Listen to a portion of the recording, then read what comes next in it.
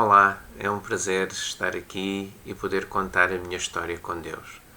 Ela começa quando eu ainda sou criança, ou na verdade, bebé. Há uma história que eu tenho de memória, porque obviamente nessa altura não tinha consciência de mim mesmo, e que me foi passada pela minha avó. Eu, em bebé, passava por crises de choro muito intenso que eram de alguma forma estranhas para aquilo que seria o normal no choro de uma criança. E naquela altura, como ainda hoje, muitas vezes se dizia quando uma criança passava por estas situações que era um mal olhado, que era cobranto, enfim. E então a solução que as pessoas apresentavam era que a criança fosse levada a um benzedor. E foi isso que a minha avó fez na tentativa de resolver o problema do seu neto. Acontece que o benzedor a que ela foi teve uma reação estranha, porque quando a minha avó lá chegou, ele estava a consultar outra pessoa e não conseguiu terminar essa consulta. E veio cá fora e disse que ele não iria fazer mais consultas porque ele não conseguia enquanto aquela senhora ali estivesse. E aquela senhora era a minha avó. A minha avó ficou muito indignada com aquilo, veio para casa desiludida e aborrecida, afinal tinha ido procurar uma solução para o seu neto e não tinha encontrado. Naquela altura tudo pareceu muito estranho, mas mais tarde nós viemos a perceber o que é que realmente tinha acontecido.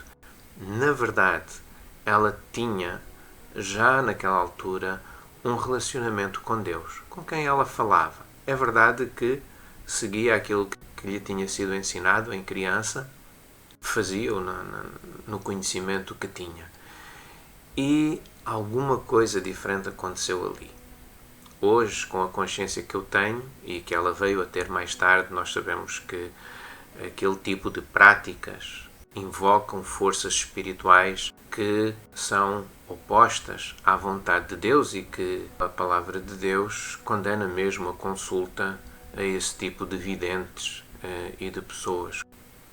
Esta relação que a minha avó já tinha com Deus impediu que aqueles espíritos que ajudavam aquele vidente a supostamente tratar aquelas pessoas de trabalhar e de conseguir lidar com esses espíritos.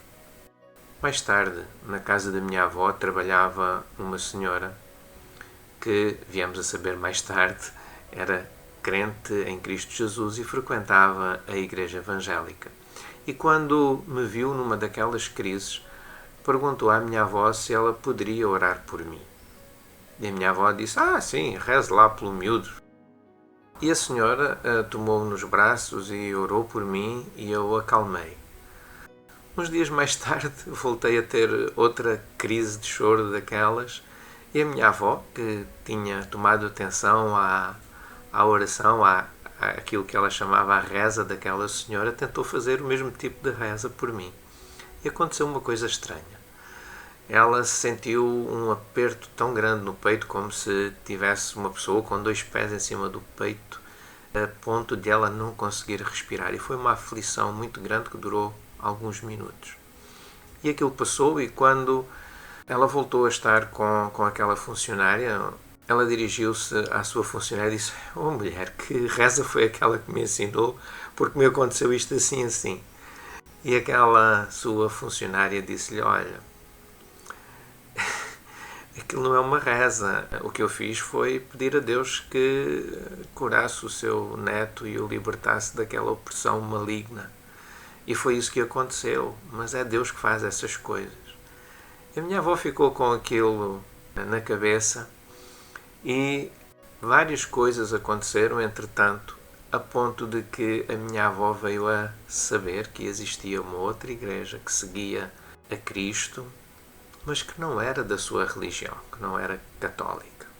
E, um dia, saindo da igreja que ela frequentava, começou a dirigir-se por um caminho diferente de regresso a casa, para surpresa da minha mãe, que a acompanhava na altura, e que se virou para ela, mas mãe, onde é que vai?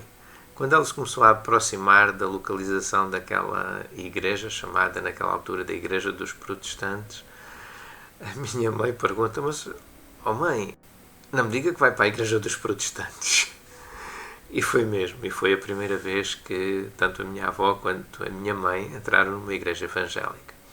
Mais tarde elas vêm a converter-se e a frequentar essa igreja, e obviamente eu cresci nesse ambiente, ouvindo histórias da Bíblia, conhecendo a palavra de Deus, até que cheguei à minha adolescência e comecei a confrontar tudo aquilo que tinha aprendido na igreja com aquilo que me era ensinado na escola. A teoria da evolução, coisas que nós aprendíamos ou na história ou na biologia, entravam em contradição com aquilo que eu tinha aprendido na igreja.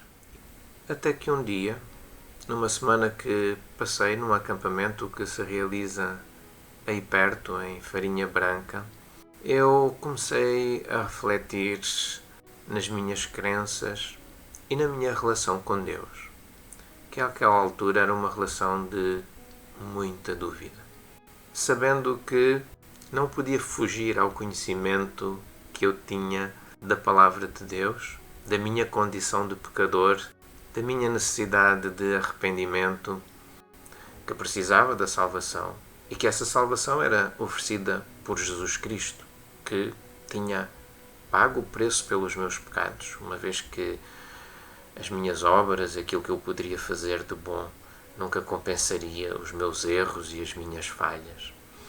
E, portanto, tinha que aceitar esse sacrifício de Jesus na cruz do Calvário por mim, para ter vida eterna. E aí sim, poderia esperar mais alguma coisa para além daquilo que eu poderia viver, e naquela altura ainda era bastante novo, que eu poderia esperar viver durante toda a minha vida. E um dia, num culto em Ponte de Sores, depois de uma pregação em que eu fui confrontado mais uma vez com essa necessidade de arrependimento, eu me rendi aos pés de Cristo e aí sim reconheci que era pecador e que a partir daquele momento Jesus Cristo ia ser o Senhor da minha vida e eu iria ser seu discípulo para o resto dos meus dias. E foi isso que aconteceu. Hoje já passei dos 60 anos e posso olhar para trás e dizer: valeu a pena viver como discípulo de Cristo. Eu dou graças a Deus porque tive alguém que me conduziu ao caminho do Senhor, que foram os meus avós, a minha mãe. Mais tarde o meu pai veio a passar por um processo semelhante ao meu e também ele tomou uma decisão ao lado de Cristo, e hoje toda a minha família, ascendentes e descendentes, seguem Jesus como discípulos. E essa é a melhor decisão que podemos tomar na nossa vida. Quando consideramos e quando olhamos para os tempos atribulados que estamos a viver neste mundo, em que somos confrontados com a doença, a enfermidade e a morte, com a propagação deste vírus que afeta o mundo inteiro, esta segurança de estarmos nas mãos de Jesus e de sabermos que a nossa vida aqui é passageira, mas não é o fim, é que nos espera algo muito mais extraordinário para além daquilo que nós podemos imaginar ou pensar. Qualquer coisa que nos aconteça aqui não tem comparação com aquilo que nos espera no além.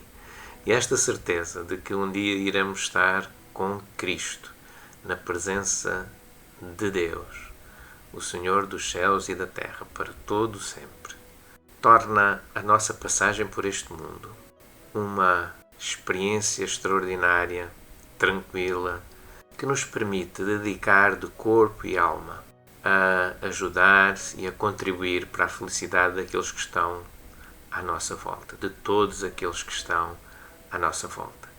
E o meu desejo para si que me ouve neste dia é que venha a conhecer Jesus como eu conheci e a tornar-se seu discípulo como eu me tornei, e verá que a sua vida passará a ter um significado totalmente diferente e a ter um sentido que não teve até agora. Que Deus o abençoe. Foi um prazer partilhar esta minha experiência consigo.